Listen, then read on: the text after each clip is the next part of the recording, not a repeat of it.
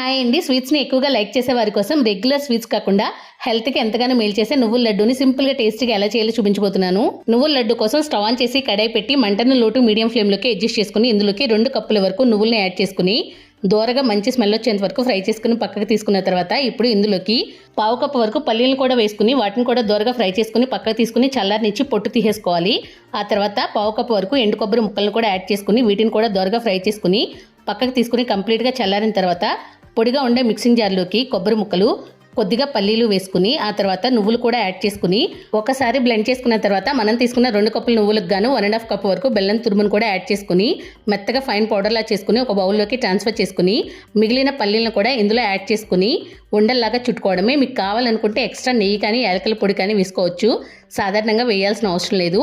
ఇలా వేసుకుని ఉండలు చుట్టుకోవడం వల్ల మధ్య మధ్యలో పల్లీలు తగ్గుతూ నువ్వుల లడ్డు అనేది చాలా బాగుంటుంది. ఒకసారి ట్రై చేసి చూడండి, మీకు కూడా నచ్చుతుంది.